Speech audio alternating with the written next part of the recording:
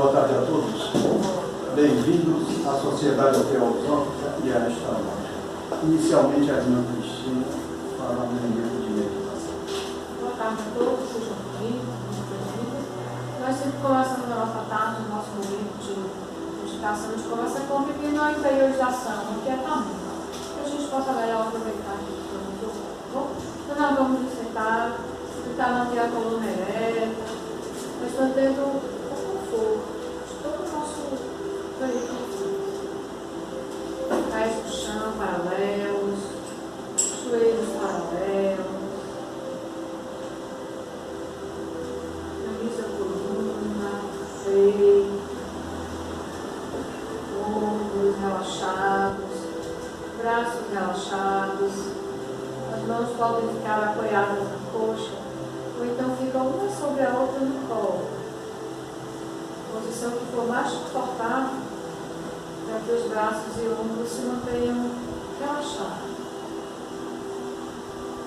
Isso, o pescoço, relaxa a nuca, o rosto, relaxa os olhos.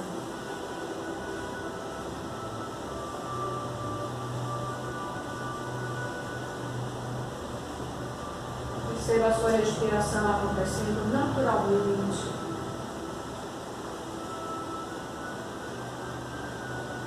Um ritmo tranquilo.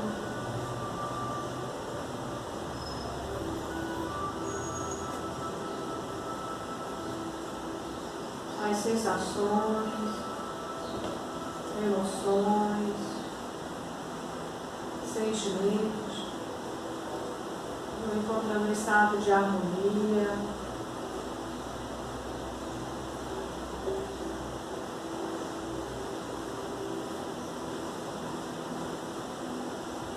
Os pensamentos vão desacelerando.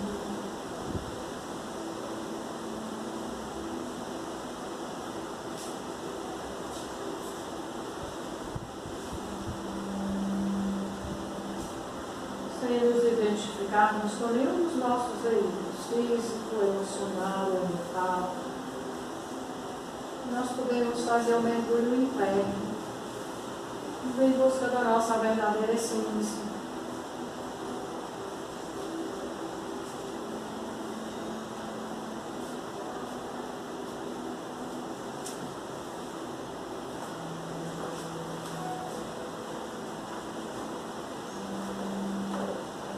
Encontramos esse estado de serenidade, de quietude.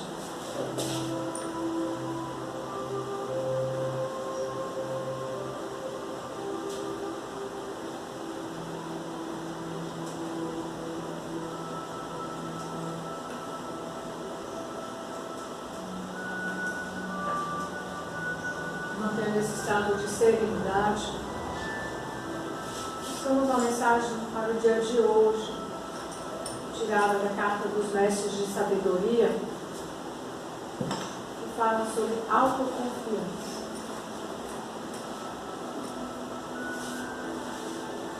Segui as sugestões de vossa alma e entrareis no porto desejado. O tão desejado objetivo será atingido.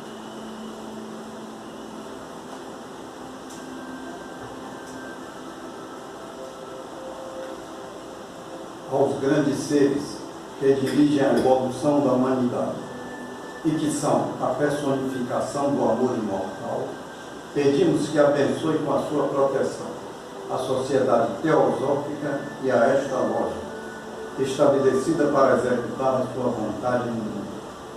Amparem-nos com o seu poder, inspirem-nos com a sua sabedoria, fortifiquem-nos com o seu amor.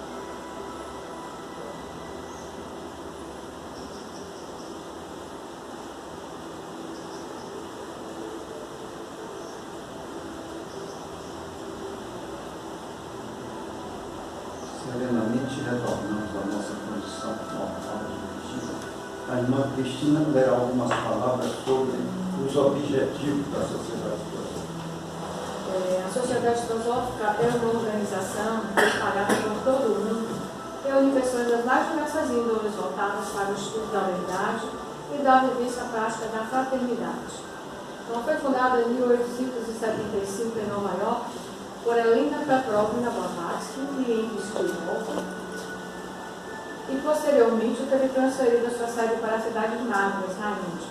Os seus objetivos são: primeiro, formar o núcleo da fraternidade universal da humanidade, sem distinção de raça, credo, sexo, casta ou cultura. Segundo, encorajar o estudo de religião comparada, filosofia e ciência. E terceiro, investigar as leis inexplicáveis da natureza e os poderes latentes do homem. Na sociedade teosófica há uma total liberdade de pensamento, e o laço que une os teosofistas não é uma crença comum, mas a comum busca da verdade. O corpo de ensinamentos, chamado de teosofia, constitui o resultado da pesquisa da sabedoria presente nas diversas religiões, filosofias e ciências. Os teosofistas não tomam a teosofia como uma doutrina a ser acreditada, mas como uma fonte permanente de pesquisa e descobrimento. Seu lema é: não há religião superior à verdade. Ele está vinculado ao ciclo, que é o emblema da sociedade teosófica. Dando sequência à nossa programação, o irmão Marcos Queiroz hoje vai nos brindar com o título: Os seres elementares, espíritos da natureza.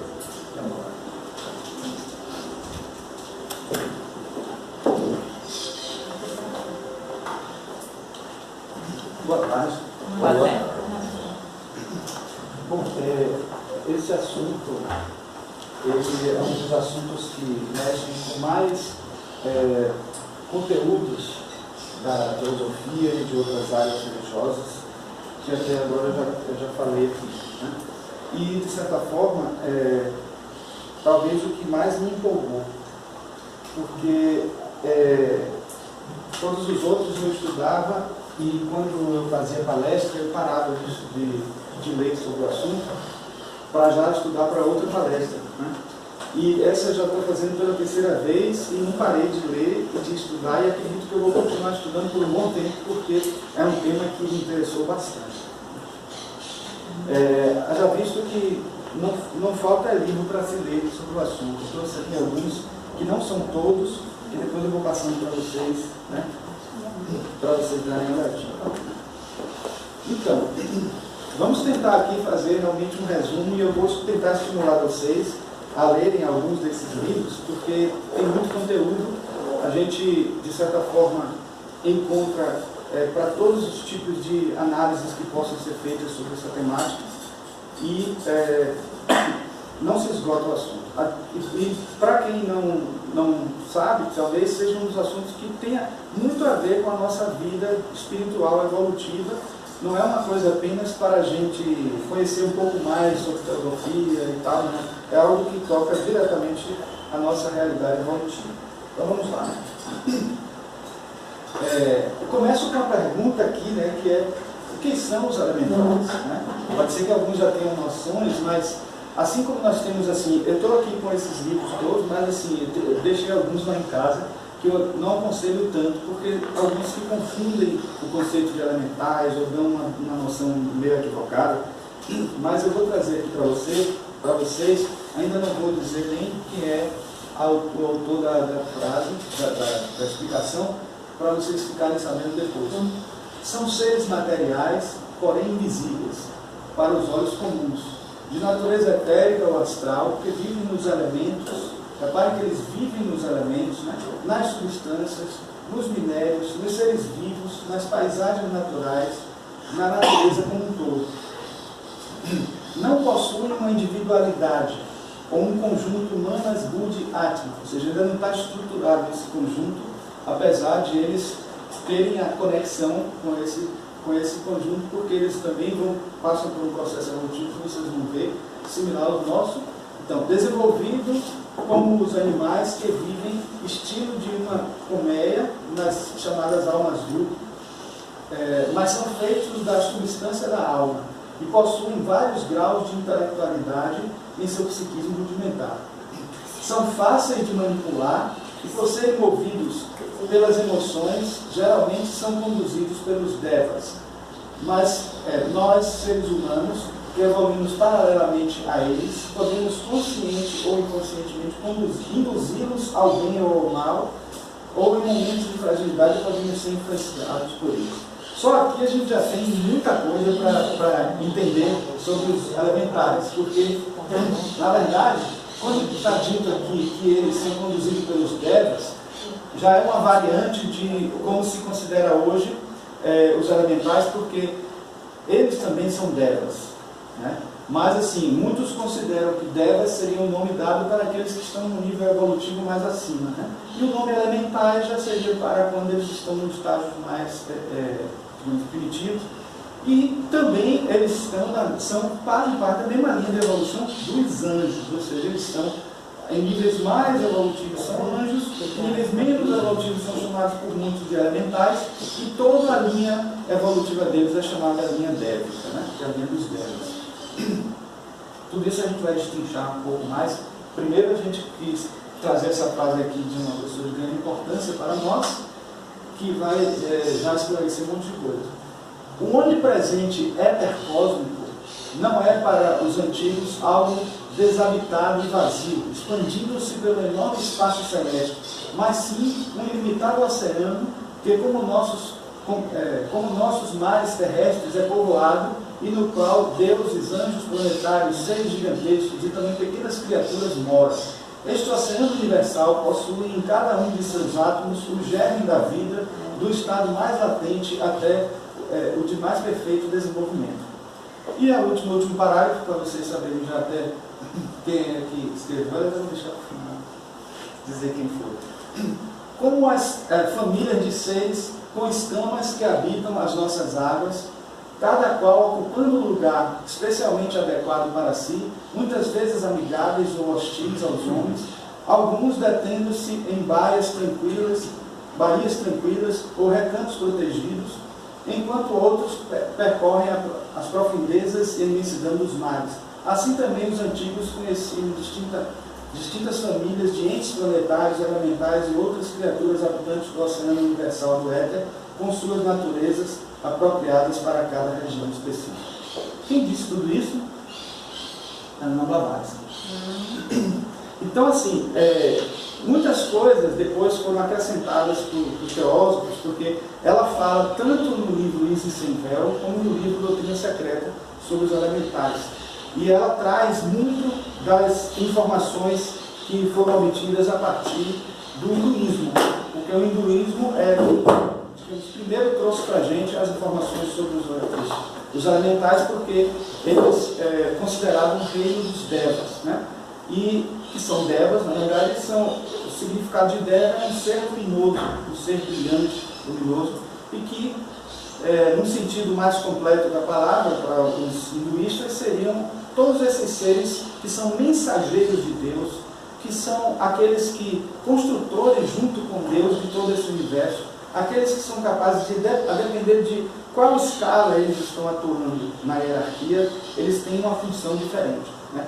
Eu recomendo, primeiro, logo de cara, este livro, que não tem em português, mas que tem em espanhol e em inglês. Esse livro é em espanhol.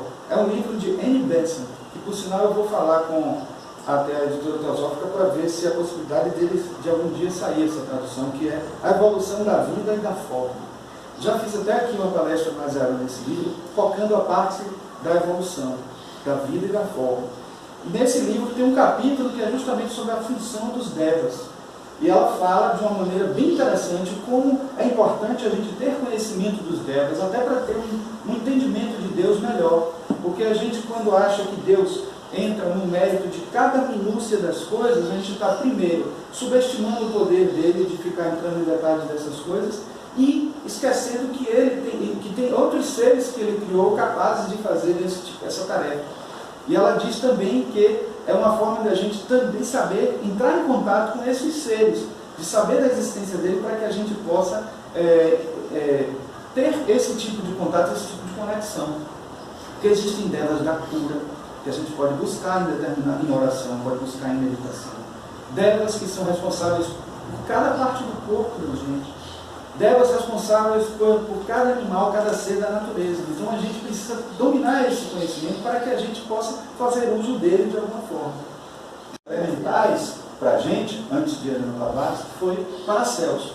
Uma curiosidade é que ele, na verdade, só estava isso aqui, eu acabei enchendo de elementais. Paracelso, na verdade, se chama Philippus Aurelius Theophrastus Bombastus von Hohenheim. Mas é preferível falar do Paracelso mesmo. E ele disse assim, está aqui, ó, o eminente alquimista Paracelso afirmava que por detrás do aspecto material dos 4 elementos existia uma contraparte espiritual invisível, a que ele deu o nome de elementais ou gênios. Elementais das mais variadas e infinitas formas, cada qual realizando um trabalho de natureza construtiva nos 4 elementos, que formam a Terra, elaboram tudo o que existe na natureza em todo o seu esplendor. A gente vai ver no livro Isis Sem Véu, inclusive, Heleno Blavatsky fazendo a distinção entre, eu não lembro sobre o termo, acho que não, sobre a distinção entre elemento, elementais e elementares. São 3 coisas diferentes. Né? Elemento é a substância em si, né? Que já houve variantes sobre ela, porque na época de Empédocles e de Aristóteles se considerava terra, fogo, água e ar como elementos, e depois, com o surgimento da química, né? Lavoisier fez a mudança de tudo e passou a se considerar elemento, substâncias químicas, etc. Mas, queira ou não, a palavra, como tem o sentido de elementar, está querendo falar de algo simples que constitui a matéria, etc, etc. Então, e elemental, eles seriam habitantes, são habitantes desses elementos. Eles habitam os elementos. Por isso que não se costuma chamar de elementar seres que já estão numa escala mais avançada do nível evolutivo dévico, porque eles já não estão mais presos a esses elementos, a esses habitats naturais deles, entendendo habitats não só terra, fogo, água e ar, mas também até seres vivos que são cuidados e digamos assim, e mantidos energeticamente de alguma forma por esses seres. Né? Então, restaria entender o que são elementares, para a gente não chamar de elementares o que não é, o que são elementais. Então, na verdade, elementares seriam formas de pensamento, quer sejam dos próprios seres humanos, como dos próprios elementais, porque os elementais são capazes de produzir formas de pensamento. Diga-se de passagem, as formas que eles assumem são formas de pensamento. O que a gente pode entender dos elementais é que vários livros falam sobre isso, cada um de uma maneira diferente, cada uma mais bela que a outra, mas eles são energia pura. Alguns falam que eles são vórtices espiralados, né, que geram essa energia e que eles, a depender de qual seja a função dele, qual o grau de hierarquia deles, eles têm formas energéticas diferentes, mas eles assumem formas próximas às dos humanos. Primeiro porque eles veem nos humanos criaturas que eles até se esmeram neles e tal. A gente só não faz o mesmo com eles porque a gente não os vê e às vezes nem os conhece. Mas eles veem na gente como figuras que eles se interessam, acham interessante e tal. Tem um fato curioso de Geoffrey Hodgson, que ele conta que viu um gnomo, né, e estavam bem na floresta, porque se encontra a maioria desses elementais, eles não só aparecem mais em abundância nas áreas bem naturais, né, numa natureza mais virgem, etc., como também eles muitas vezes podem aparecer aos olhos da gente, mesmo sem a gente ser clarividente, isso é possível. Eles estão no nível físico etérico, eles podem densificar o corpo deles suficientemente para que ele possa aparecer, né, a gente. Tanto os mais simples na escala evolutiva como os mais evoluídos.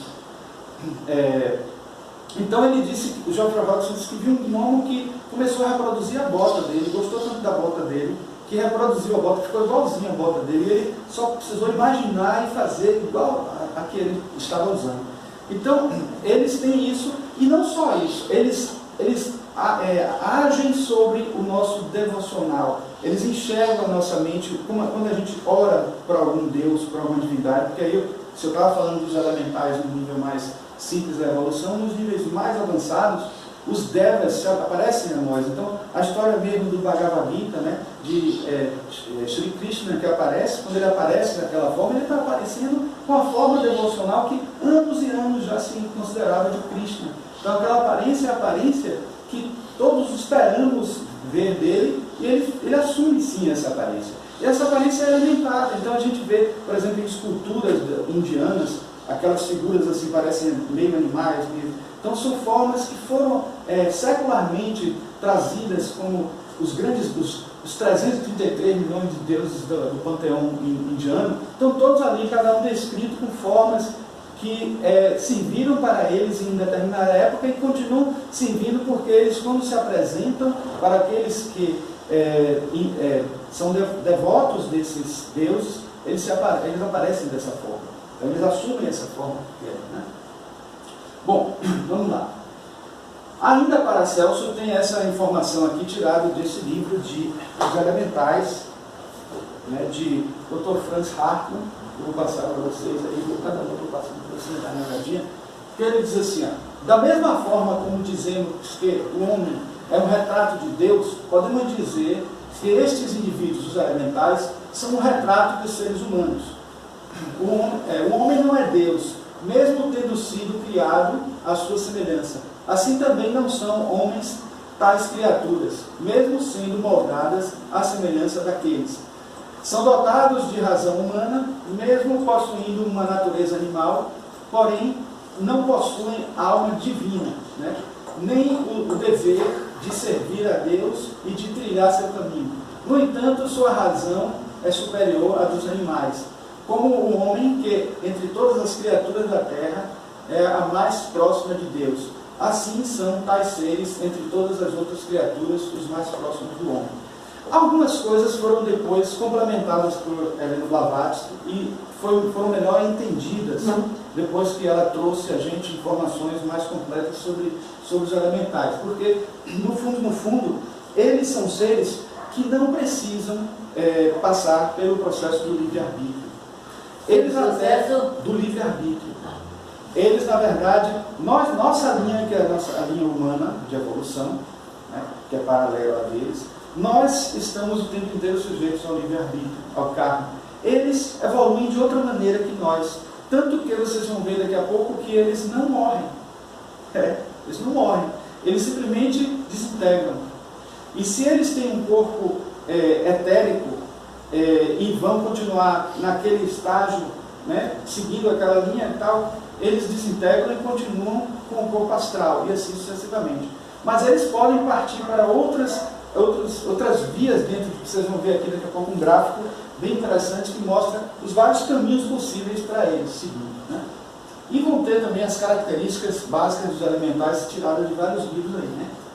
Ainda afirma Paracelso uma coisa bem interessante. Enquanto o homem é composto de várias naturezas, espírito, alma, corpo, os elementais não têm senão um princípio que é a essência elemental dos 4 elementos, né? E acrescenta, o ponto de partida de toda a vida material é o protoplasma, substância, né? Que é o aspecto subjetivo da matéria, que ele designa de gênio. Então, assim, é como se ele estivesse pegando ali um conceito que vem de lá de Aristóteles. Tem a forma e substância. Então, substância é a essência da forma. Então, eles estão nessa categoria de substância. E aí ele fala uma coisa bem curiosa, até para os químicos, né? Uma coisa bem curiosa que é carbogênio, né? Que é um termo que está associado ao elemento terra, e ele tem aqui, é o gênio e o espírito da terra, né? Vou ter até os elementos aqui e tal, as associações. Hidrogênio, né? É o gênio e o espírito da água. Então você vê que se a gente tinha na versão alquímica em terra, fogo, água e ar, a gente tem na versão da química também a terra, fogo, água e ar, um representante mor, vamos dizer assim. Então esse gênio aqui é o gênio que Paracelso chamava, ele era alquimista, né? O nitrogênio, repare que o nitrogênio, as substâncias que tem esse nitro aqui são substâncias explosivas, então é fogo. Então assim, está associado ao elemento fogo. E oxigênio, o gênio é o espírito do ar, então está associado a... Então cada um deles é um gênio associado a um desses elementos, né? Agora, outra informação de... Isso aqui, gente, foi uma compilação que levou um tempo, viu? Ou seja, são os nomes dados para os elementais em várias culturas, em várias filosofias. Então a gente tem aqui, ó, na teosofia elementar, gênios, alquimia, daimones gregos, devas persas. Os devas são usados tanto no budismo como no hinduísmo. Às vezes no hinduísmo também se usa a palavra suras para os elementais bonzinhos e asuras para os não tão bonzinhos assim. Os Parajapatis ou Budas, que são alguns mais evoluídos, que seriam mais relacionados com anjos do que propriamente os elementais, né? Anjo no cristianismo e judaísmo, Tsaba também no cristianismo e hinduísmo, enfim, toda uma Jin no islamismo. Esse Jin aqui deu origem, vocês vão ver daqui a pouco, deu origem à palavra gênio, mas o gênio da lâmpada do islamismo, que é aquele gênio, aquela coisa do gênio da lâmpada, né, que sai. Vocês vão ver daqui a pouco, tem slide sobre isso. Átide nos egípcios, Kaiser então a cerveja Kaiser aqui tem uma coisa ligada a isso. Clãs no xamanismo, faroares no masdeísmo, kobold na mitologia germânica, goblin na mitologia nórdica, os orixás elementais e encantados na Umbanda e no Candomblé, e as deidades guardiãs no Wicca. Então, assim, sempre a gente vai encontrar, e aqui não tem tudo não, que foi o que a gente conseguiu encontrar. Então, assim, em cada formação religiosa a gente vai ter alguma informação sobre isso. Aí tem essa frase aqui que eu achei bem interessante de Ana Blavatsky, para incluir no começo, que é: gnomos, silfos, fadas, jeans, etc., são a alma dos elementos, as forças caprichosas da natureza que atuam sobre uma lei imutável, inerente aos centros de força, com consciência não desenvolvida e corpos de matéria plástica, que podem ser reveladas segundo a vontade consciente ou inconsciente do ser humano que se põe em relação com eles. Então, o mais importante do conteúdo sobre os elementais é exatamente essa conexão que nós podemos estabelecer com eles. Certo? Eu vou passar esse aqui também que eu falei nesse instante, que é bom que você né? Não tenho medo, não, apesar dele ser um livro velho, ele... Não está nada de dentro, não. Não, e também assim, eu comprei de um sebo, até estou já sabendo de que sebo eu compro, porque esse sebo ele fez uma higienização, então ele tem até um aroma. Você sente o cheiro do livro velho e um cheirinho do higienizador, então não tem problema assim.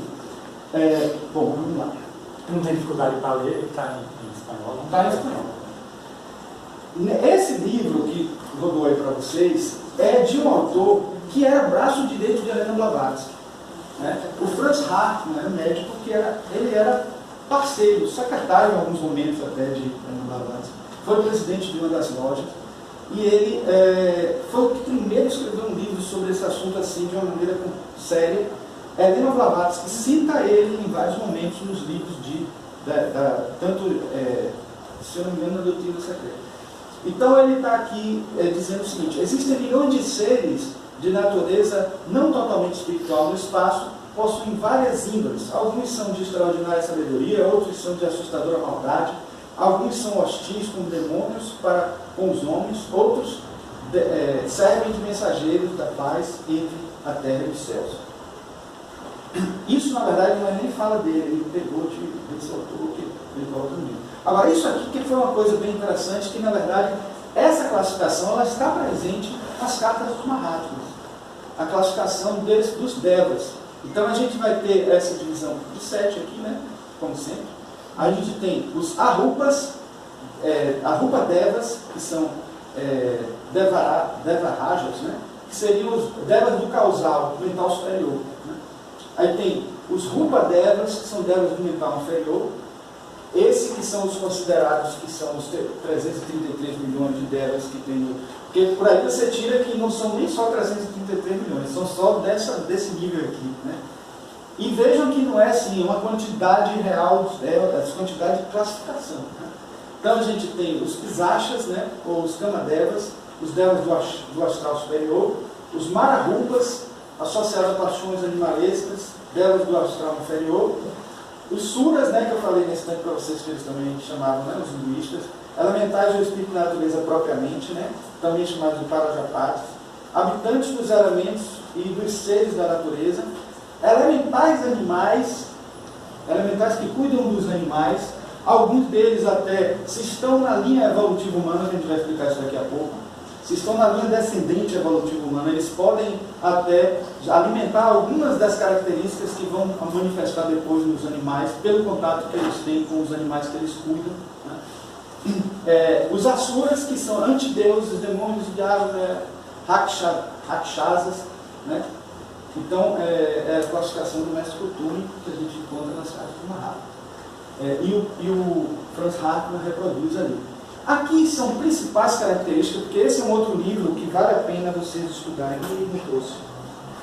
Dois que eu não trouxe, agora que eu me lembrei, ficaram na estante.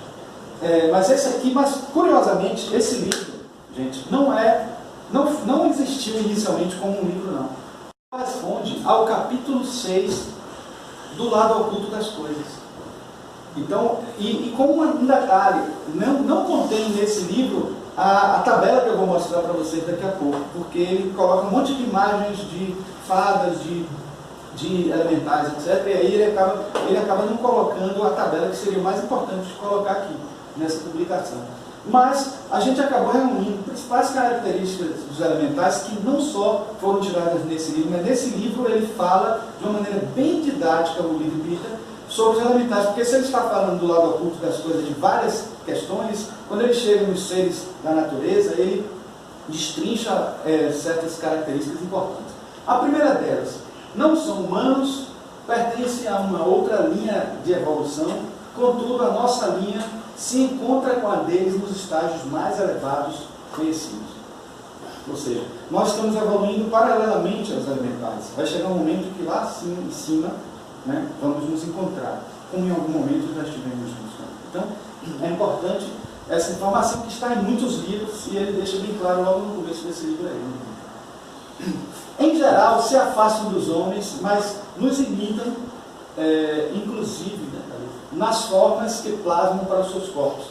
Uma curiosidade é que as fadas que ele descreve aí no livro, elas acabam se exagerando em alguma parte do corpo, porque não conseguem reproduzir com tanta perfeição. Aí ficam com uma cabeça muito grande, com uma parte do corpo muito grande, e aí fica... Mas para eles, isso é que é importante. A forma não importa para eles. Eles só tomam essa forma assim, desse jeito, porque eles sabem que para os homens é importante. Mas eles não são forma, eles são substância. Então eles são energia. Aquela forma é forma pensamento criada por eles. É como se fosse um elementar do elemental. Entende? Então aquela forma dele é como o corpo físico da gente está para a nossa alma, assim como o elementar do elementar está para o elemental. Né? É como se fosse o corpo dele. Agora, como eles são muito ligados digamos assim, à terra, ao fogo, à água, ao ar, os seres vivos, etc., eles muitas vezes cuidam desses habitats deles como se fosse o corpo físico deles. Então poderíamos até dizer que é como se fosse a forma, pensamento deles, que eles geram no astral, no etérico, etc., digamos assim, como se fosse uma continuidade desse corpo que eles estão cuidando. Por isso que muitos até confundem, né? Muitos veem, por exemplo, as salamandras, que eu vou falar daqui a pouco para você, dançando no fogo e pensam que é o próprio fogo. Ou veem o fogo e pensam que é a salamandra. Então uma coisa ou outra às vezes se confunde muito. Não se alimentam de comida ou bebida, e sim da matéria de seu plano. Então se estão no plano etérico, eles se alimentam da matéria etérica. Se eles estão no plano astral, eles se alimentam da matéria astral. Se estão no plano mental, eles se alimentam da matéria mental. Por isso que são todos muito magrinhos, a gente vê, se bem que os gnomos alguns são gordos. São capazes de produzir elementares com suas formas de pensamento a fim de executarem suas tarefas de manutenção da natureza, como já foi dito aqui. Não envelhecem nem morrem. Isso aí é a perfeição, né, por exemplo? É um ideal. Né? Apenas desintegram quando suas energias se esgotam. Eles podem ficar mais lentos em alguns momentos porque estão com as energias se esgotando. Se comunicam através de cores e sons. Então, por isso que os hinduístas trabalham muito o mantra, a utilização do mantra. E por isso também que muitos deles atuam diretamente sobre a coloração das nossas auras. Quando a gente está com muita raiva, a gente cria um elementar vermelho, que é uma forma de pensamento ali, de cor, e se tem um lá que gostou do vermelhinho e está ali, ele vai e alimenta ali, aí fica. Muitas vezes a gente pensa, eles são espírito obsessor, e não sabe que não. Ali é um elemental mesmo, que está alimentando o vermelho dele, para ele ficar mais nervoso, mais irritadiço, e às vezes aquela aura fica ali mais vermelha do que o normal e acaba incorporando muito aquela coloração em função disso. Então é importante que a gente entenda essas coisas. Portanto, eles não falam. Se você vê em algum livro dizendo assim, o elemental disse isso, aí você já desconfia do livro, porque ele se comunica através de formas e de cores. O que a gente tem é assim, informações de seres mais avançados na escala evolutiva dévica, que podem falar dos seres menos. Então, como a gente está falando dos elementais, então a gente está se limitando um pouco a essa faixa mais abaixo. Então a gente vai falar muito pouco dos anjos. Vamos falar um pouco, mas não muito. E por último, possuem distinção de polaridade, mas não de gênero. Então, aquela ideia clássica de que os anjos não têm sexo é verdadeira, que foi discutido até pelos bizantinos, na discussão bizantina, né? Realmente, eles não têm sexo. Então, eles têm uma polaridade. As formas mais curvas, por exemplo, há uma fadinha que parece... Geoffrey Hodgson deixa isso bem claro. O que faz parecer feminino e faz a gente considerar como feminino são as curvas das formas e a imitação que fazem dos seres humanos. Mas eles são energia pura. Né? Então, vamos lá. Algumas coisas que são importantes aqui desse livro que eu vou começar, que é um livro, a Bíblia para esse assunto. É importante que estude-se esse para poder entender os conceitos que vão aparecer errados em outros livros. A gente já vai saber quais são quando ler esse livro, certo? Então, os espíritos da natureza, como os animais e pássaros, são impulsionados por uma alma-grupo compartilhada com outros do mesmo gênero. Na palestra passada, nós vimos a Cristina falar um pouco da alma-grupo. Vou trazer um pouco também a ilustração sobre isso. Deuses, Séfiras, que são as subpartes da árvore da vida, né, Kabbalah, né? Devas e anjos evoluíram da alma-grupo para separadas individualidades, tal qual o homem. Os arcanjos, especialmente, transcenderam as limitações da individualidade e penetraram na consciência cósmica ou universal, tal qual o super-homem o adepto. Ou seja, até o elemental, e chegando assim um pouco mais assim, do nível em que nós estamos evolutivos, ainda são elementais, vamos dizer assim, dentro da linha evolutiva paralela que estão acontecendo. E aí eles conseguem alcançar o nível da individualidade, ou seja, ainda como devas, eles podem deixar de ser elementais e entrar no reino angélico, que é na mesma linha evolutiva. Assim como nós saímos do reino mineral, animal, etc., passamos para o humano. Então, quando eles adquirem a individualidade, saem da alma-grupo, né, e partem em ser crescendo, claro que dentro de uma escala interligada, interconectada, mas eles passam a ter uma individualidade, e aí eles transcendem isso como nós também transcenderemos na nossa escala evolutiva e sairemos da escala da individualidade e adquiriremos uma escala mais unida a Deus, mesmo que ainda tenhamos a nossa capacidade de distinção do resto do todo.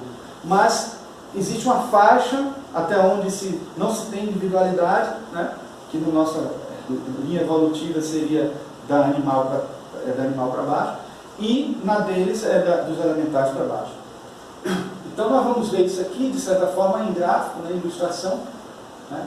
Agrupamento de espécies de vida ainda não individualizadas que compartilham suas experiências evolutivas, portanto estão em uma relação de coevolução em cada ciclo de vida nos corpos físico, etérico, astral e no mental inferior, acumulando-as para os ciclos seguintes. Então a alma-grupo é isso, é similar assim, ao rizoma. Em alguns livros a gente vê informação de que quem conhece a raiz chamada rizoma, que é aquela que percorre toda uma vasta área e vai brotando uns tufos, assim. Então, cada tufo desse é como se fosse um ser, e eles estão ligados entre si. Quem é nerd e gosta de Jornada nas Estrelas, por exemplo, os Borgs são seres que vivem em colmeia. O que um pensa pode transmitir para o outro, tal. Então eles têm uma vida coletiva, e o que um aprende serve para o outro também. Isso a gente vai encontrar até na ciência informações sobre isso através de Rupert Sheldrake, quando fala dos campos morfogenéticos. É um biólogo que descobriu isso através da biologia e depois conseguiu mostrar que isso não está presente só no campo biológico, mas no campo físico, física quântica, etc. A gente vai mostrar ele daqui a pouco aí. Então aqui a gente está vendo um gráfico. Os fundos também tem os fundos. Sim, sim. Então a gente tem aqui uma ilustração que foi tirada daquele livro Fundamentos de Teosofia, e que a gente tem aqui subdivisões, né, no plano físico, há um grupo aqui associando essas partes todas, eles se conectando em um nível mais acima.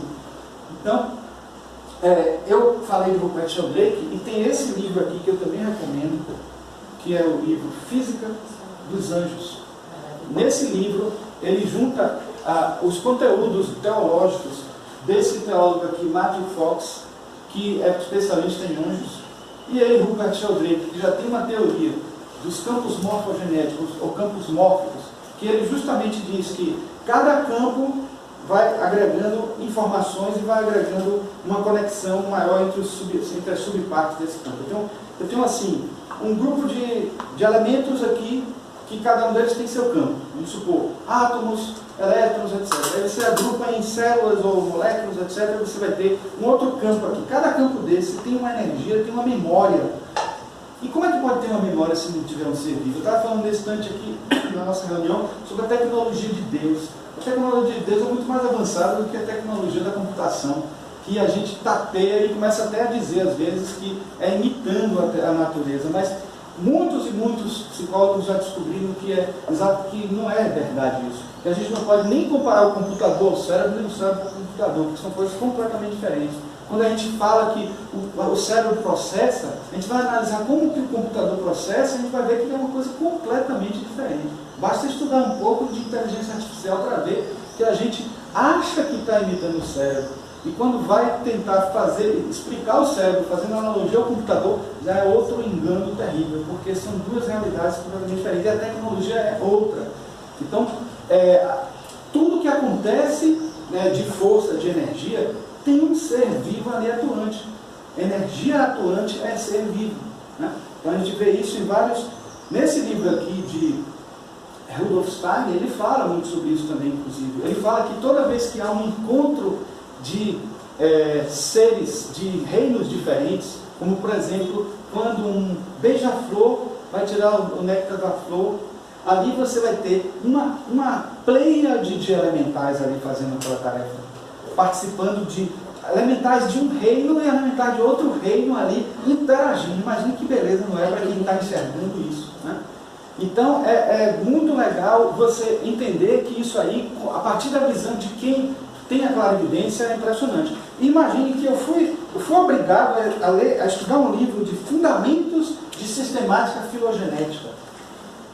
Na verdade, a gente até pensou assim, que poderia existir uma sistemática filoanímica, porque a filogenética estuda dos animais, da genética, da evolução via genética, mas a evolução que se dá da substância e não da forma, teria que ter uma ciência, só que essa ciência depende de pessoas, não só que tenham clarividência, que tenham capacidade de ficar visitando o mundo inteiro, porque o Geoffrey Hodgson, o Lino Bitter fizeram isso, disseram que as etnias mudam de elementais de país para país, você não tem um elemental igual de um país para o outro, né? A gente aqui, cada cultura, cada folclore vai ter sua realidade, vai ter a sua... Né? Então estudar isso e criar uma classificação dessa é praticamente impossível para o ser humano, mesmo com clarividência, porque sabe-se hoje que a taxonomia animal e vegetal, ela está toda furada, né? E você vai ver que alguns animais estão dentro de uma mesma família, mas alguns são ou até a vegetal, porque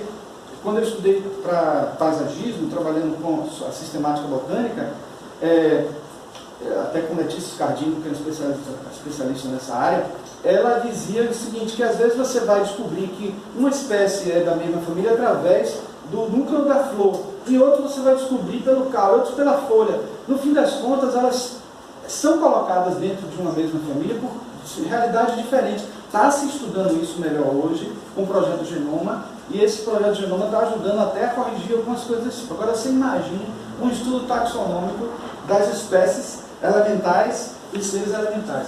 Agora veja só que coisa interessante que o Rupert Sheldrake fala aqui. Ó. Ao contrário da ideia de que a natureza, em sua totalidade, seria logo compreendida em termos da física e matemática, a verdade é que mais de 80% da matéria do cosmos é matéria escura, ou energia escura, completamente desconhecida para nós. e como se a física tivesse descoberto o inconsciente cósmico. Na verdade, ele está se referindo aí o campo de matéria, não vou dizer plano, né, porque não vai ter não é plano, mas assim, um campo de matéria mais sutil que nós não vemos, não conhecemos, e talvez seja 80%, talvez não, é um campo com maior quantidade de matéria e de energia do que o nosso convencional. E é nesse campo onde reinam os elementais. Os elementais não é denso, porque ainda tem o astral mental, etc. Então, vejam que ele, quando estuda isso, quando ele fala isso, ele não está sendo anticientífico, apesar de muita gente até se atrai e achar ruim, mas felizmente tem muitos outros que corroboram e pensam igual. O Matthew Fox disse o seguinte, eu vou ter uma frase de um e uma frase de outro, né? Já que a gente não pode ler o livro todo aqui. Nós, seres humanos, não estamos sós como espécie na companhia desses outros seres, os anjos, né? E Rupert Sheldrake diz, cada um dos inumeráveis anjos é diferente do outro, não apenas como um melro difere de outro melro, mas como um melro difere de uma gaivota. Veja como ele está mostrando aí, de certa forma, que existe um campo a ser explorado de variedades, que desde Paracelso eu já tinha falado isso, e é uma realidade no nosso universo e a gente nem se dá conta disso. Né? Bom, aí surge um dilema que é evolução e criacionismo. Onde é que isso entra aqui? Vocês vão ver daqui a pouco. Porque na evolução do sistema criacionista, a gente tem aquela ideia, só para a gente perceber, que, por exemplo, quem é criacionista aí, levanta a mão. E quem é evolucionista, levanta a mão. Ih, rapaz, hein? Acho que eu estou os dois. Olha, eu não sou nenhum dos dois. Veja bem, e olha que eu vou dizer uma coisa a vocês, vocês vão ficar assustados. Quem é teosofista não é nenhum dos dois. É sério. Porque, veja bem, esse aqui está dizendo o seguinte, que cada animal, cada ser, incluindo os elementais de Deus, são criados independentemente. Né? Um evolui para o outro. Né? Tem o dia para cada um, tem tal dia para criar tais animais, seres e tal, as plantas e tal. Certo? Resumidamente. No de cá a gente tem uma linha, né, de sequência de animais, e um vai encadeando o outro, criando ramificações, isso foi variando, foi mudando, talvez ainda evolui muito mais ou menos. Mas a filosofia sobre vamos dizer assim, progresso dos seres da teosofia se chama emanacionismo. Não é nem evolucionismo, nem criacionismo. Tem a ver com os dois, tem, mas ao mesmo tempo afirma os dois e nega os dois. Porque a gente, claro, crê na evolução, mas também crê que todos os seres emanam de um ser superior, de um logos superior, de uma mônada e tal, e que a gente tem nós somos a chispa dessa mônada, né? Uma emanação dessa mônada. Então, nós somos mais do que, na verdade, não podemos acreditar nem em um nem outro totalmente, né? Aqui é o Deus transcendente e o Deus imanente. Então, na verdade, nós cremos nas duas coisas. E aí a gente tem aqui, como que a gente procura, inclusive, no glossário teosófico, tem lá emanação, não tem emanacionismo, né? Não tem, mas tem lá emanação. E aí no verbete emanação, vocês vão ver falar do emanacionismo. Então, a palavra bíblica, sim, primeiro dizer aqui a máxima do emanacionismo, né? Tudo se transforma para que a mônada evolua. E para que essa coevolução aconteça, tudo emana do Logos. Então, isso é o princípio máximo do emanacionismo. Então, a palavra bíblica Asdit, né, do grego, foi traduzida como anjo. Mas, na verdade, quer dizer emanações ou aion, que, inclusive, Jung utilizou esse termo. Aion, tem um livro com esse nome, que pode também ser considerado, dentro do aspecto temporal, né, espaço-temporal, como éons. Né? Então, assim, o emanacionista crê que nada pode evoluir ou ser nascido, né, a não ser que primeiro tenha sido involucionado, indicando que a vida procede de uma potência espiritual que está acima de tudo. Isso eu tirei do verbete emanação, tá vendo? Página 168 do glossário teosófico. Aqui tem uma ilustração que vocês já conhecem, né?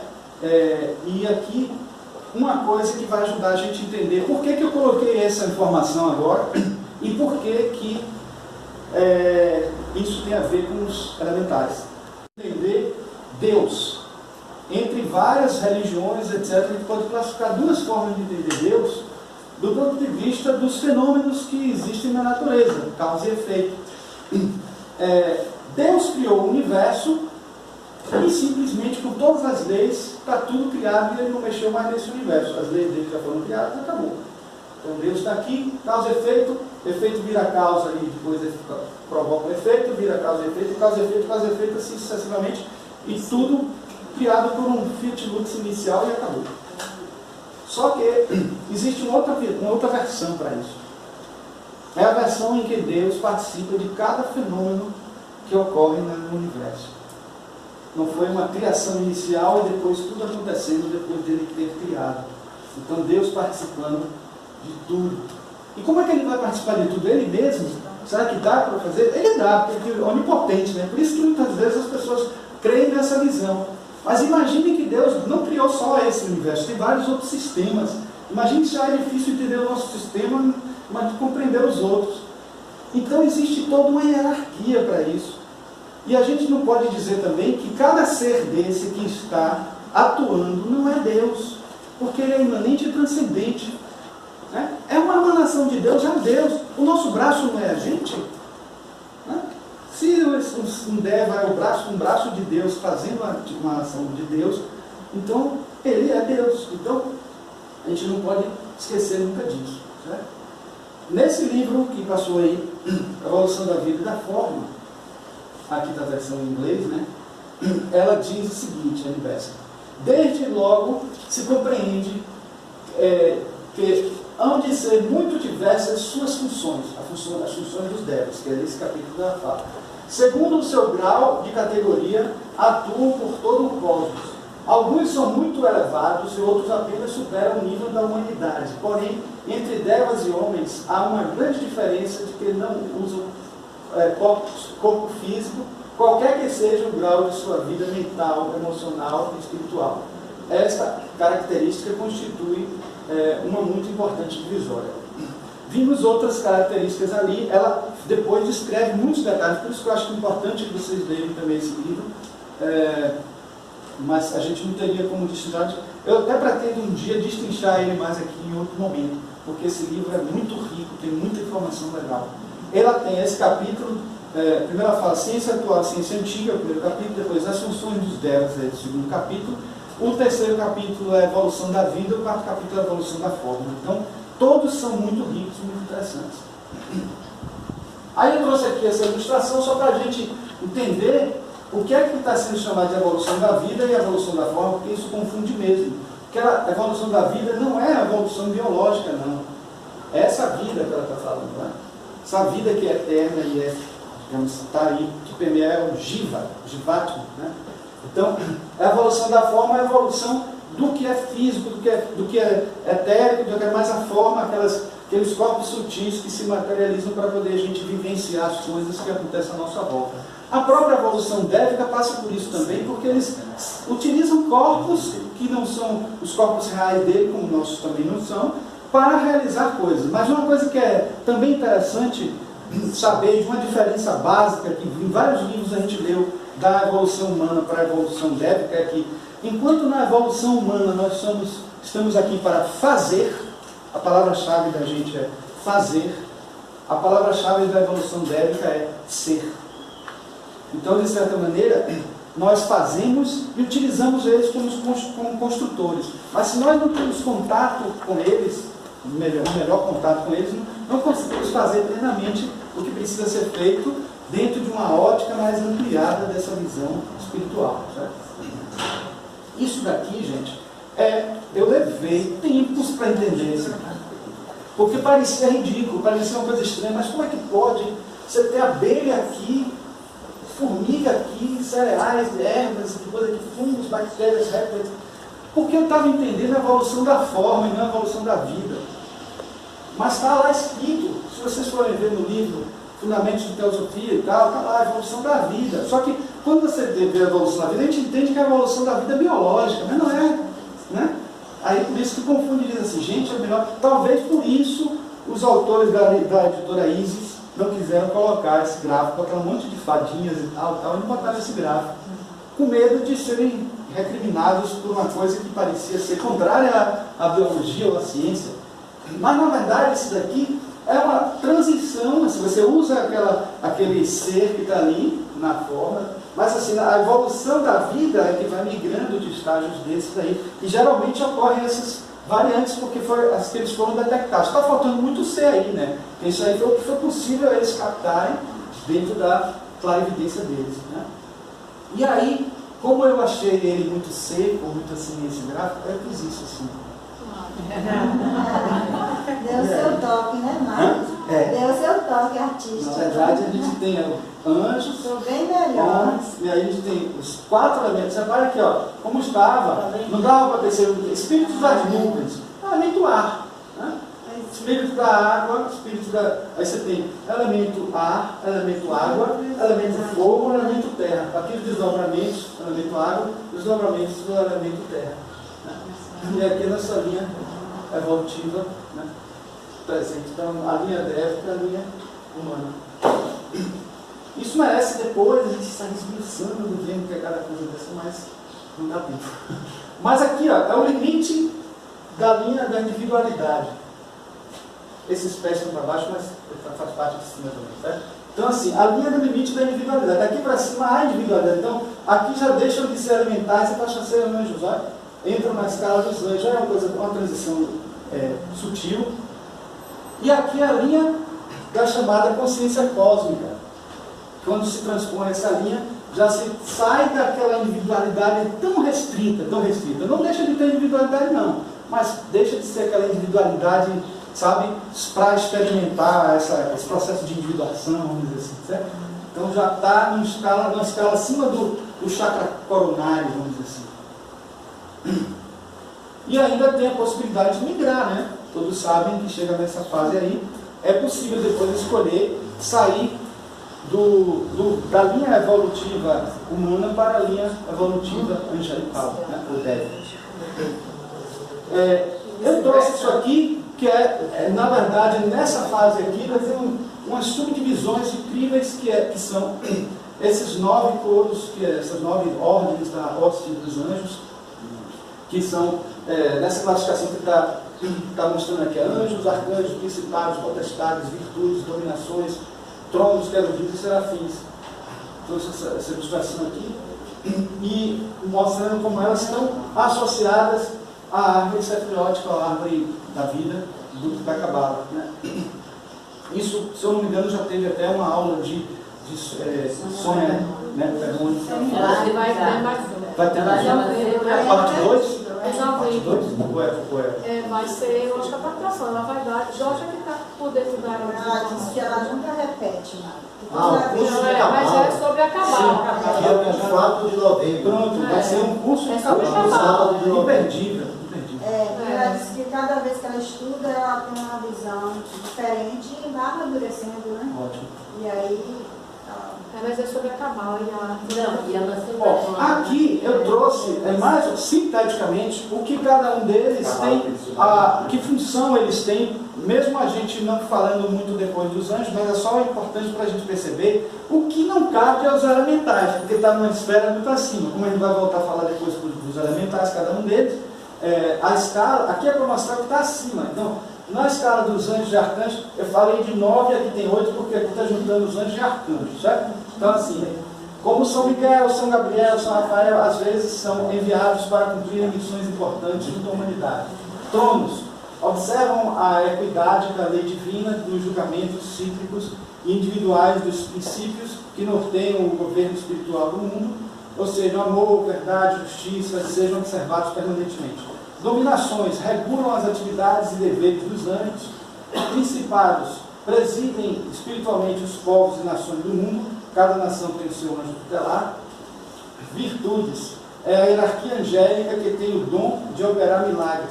Potestades é a hierarquia com poderes de neutralizar e a malignidade dos espíritos inferiores. Querubins caracterizam-se pelo saber superior e ajudam a humanidade a evoluir na aquisição de sabedoria divina e mudar o estado de consciência.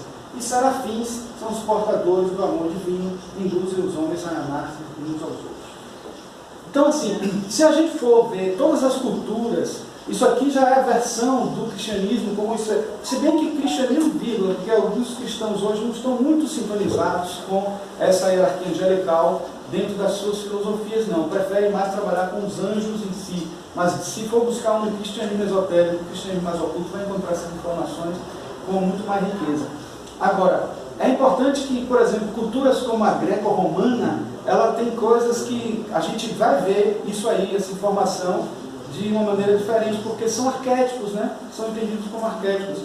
Então, por exemplo, a gente que lá em arquitetura estuda muito essa questão do ambiente, do local, da família, a gente, por exemplo, vê que a origem da palavra lar mesmo vem de um deus chamado Lar, né? Os lares, os deuses do lar, que em algum momento atrás estava associado à lareira. A palavra lareira é de um lugar que você aquece. Começou com o fogo que uniu a família, e esse fogo que uniu a família fez os agrupamentos surgirem e formarem um laço, e aquele laço forma uma energia, aquela energia forma uma egrégora, aquela egrégora tem uma deidade para manter aquilo. Uma deidade fica ali como responsável para garantir, para ter cuidados e para ajudar aqueles seres que estão ali se reunindo. Os gregos entenderam isso e chamaram desses deuses de lares. Veja que coisa interessante.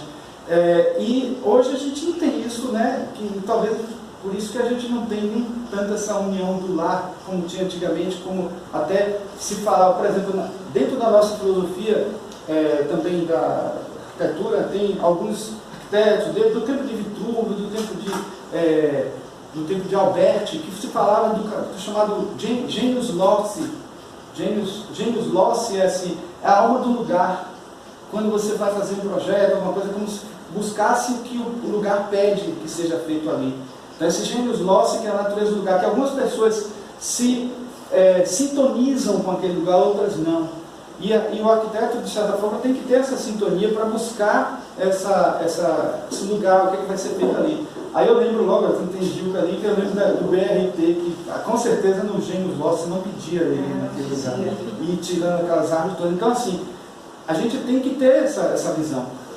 E perceber que muitas vezes, quando o lugar não é para ser construído determinada coisa, os devas não deixam não, acaba acontecendo acidentes e tal.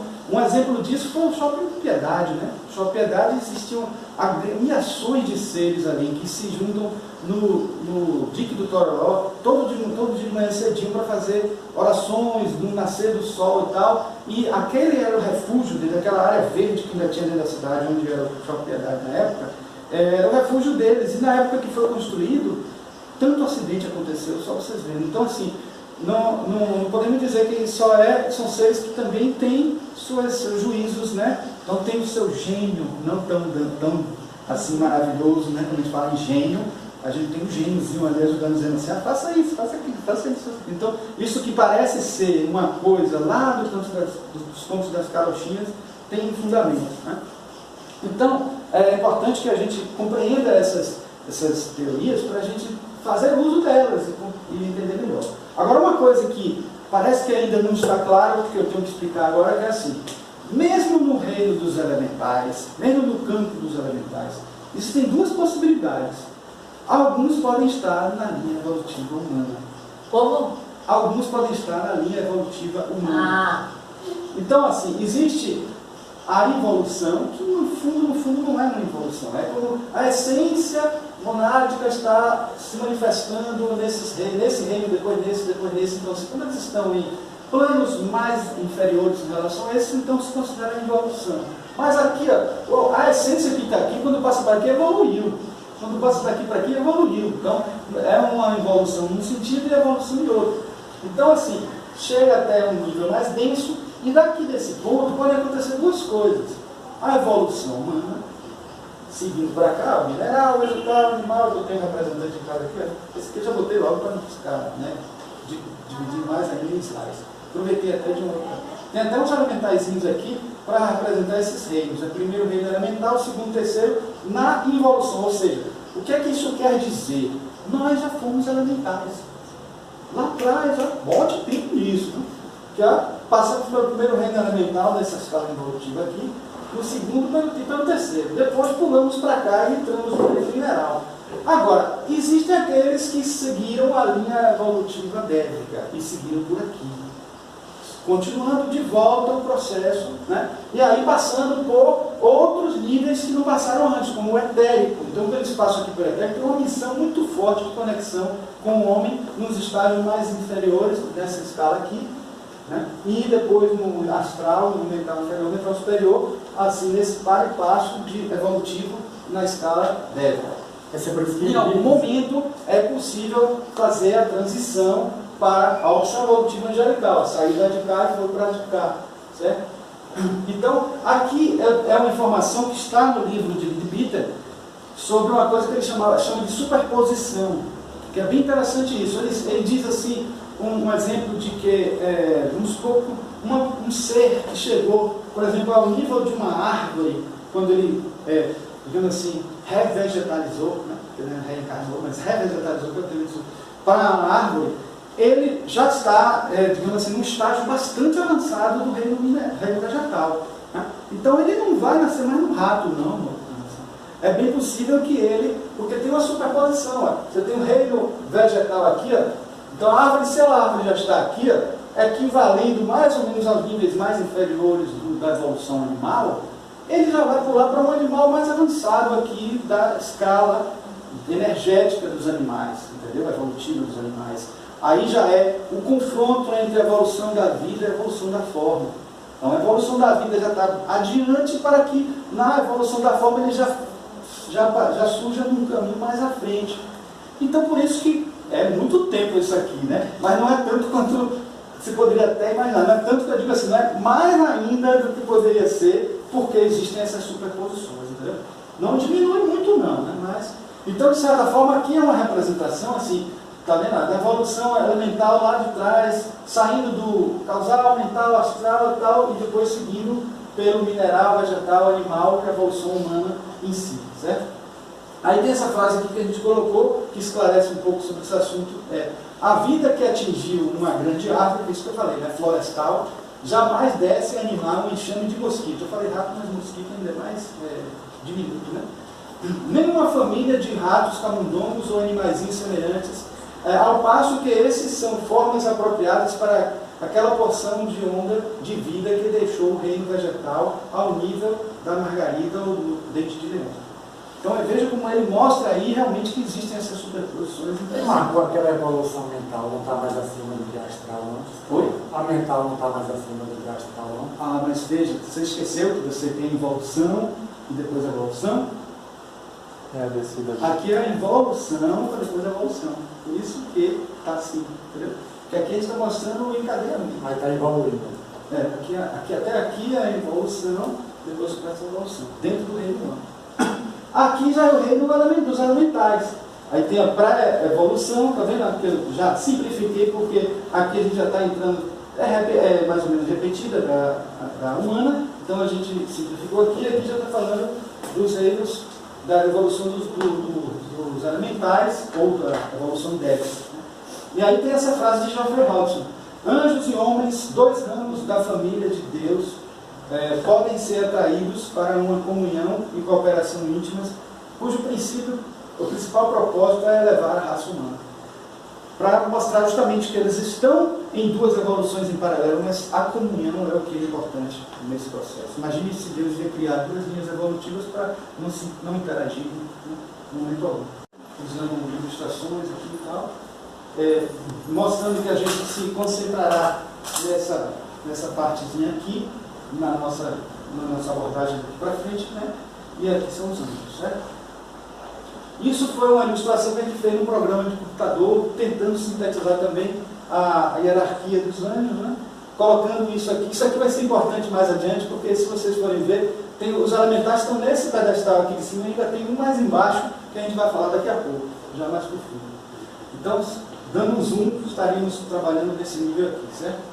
Bom, dentre os seres elementais, né, os seres elementais que habitam um elemento não conseguem interagir com o que habita, com o que habita o outro elemento, mas todos conseguem aparecer para os homens, caso queiram, para que reconheçam quão magnífica é a obra de Deus. Isso está em Franz Hartmann, né? Então, vejam que eles estão em habitats diferentes, então eles não interagem entre si, dos vários elementos que eles estão. Talvez outros elementais mais avançados estão sempre conectados com eles quando ocorre uma união desses elementos, até em reações químicas, em realidades químicas. Uma coisa que é importante a gente entender, assim, que sempre que existe um elemental, existe um deva também associado acima a ele, um outro também associado, isso já é uma hierarquia. Imaginem que isso aí é como se fosse, uma comparação não muito perfeita, mas um prédio de empresarial que tem lá o chefão lá em cima e os vários andares com pessoas diferentes, cada um fazendo coisas mais próximas da nossa realidade e sempre tendo um superior que vai estar gerenciando, né? Isso o Rupert Sheldrake até mostra quando ele coloca assim umas bolas, e sempre com bolas maiores, depois ele chama de holoarquia. Mas a holoarquia também é uma hierarquia de certa forma, mas com menos força dentro do que cada um está fazendo no mesmo nível, né? Mas, de certa maneira, existe sim hierarquia. Aí eu trouxe aqui rapidamente, porque depois a gente vai falar um pouco mais deles, os 4 elementais conhecidos, associados aos 4 elementos, né? Associado à Terra tem os gnomos e duendes, né? Vivem dentro da Terra, nas rochas, nas montanhas, nas minas, nas cavernas. Seu veículo inferior é o etérico. Difícil encontrar os gnomos porque eles estão debaixo da terra em geral. E muitos desses clarividentes que descreveram eles, viram eles em cavernas ou em poços de exploração de minérios e de minas, etc. Então eles conseguiram detectar alguns deles. Entre os duendes e os gnomos, a gente pode também dizer que estão aqueles chamados homúnculos, que estão associados às árvores. Eles são milenares, estão ali associados àquela árvore há milênios, enquanto a árvore está ali. Então, tem as ondinas e nereidas associadas à água, né? Vivem nas águas dos rios, nereidas e ninfas, e nas águas dos mares, ou seja, águas doces, águas salgadas, sereias e tritões. Seu veículo inferior é o etérico também. A salamandra, associada ao fogo, vivem no fogo. Nenhum fogo é aterrado sem a sua cooperação, mas elas são muito mais ativas no subsolo. Seu veículo inferior é etérico. E por último, os silfos ou sílfides associados ao ar. Elas já não são mais etéricas, elas são de corpo astral. O corpo inferior delas é o astral, vivem no ar e se desprendem da matéria física. De todos esses, ela é a mais evoluída. Mas até alguns, não é nem que alguns autores, mas dizem que existem muitas salamandras que estão no mesmo nível das sílfides, né? Porque quando elas deixam o corpo etérico, elas passam a usar o corpo astral e muitas delas persistem no mesmo nível evolutivo dos sílfos. E por isso que a gente encontrou ali naquele gráfico o fogo e o ar mais ou menos no mesmo nível.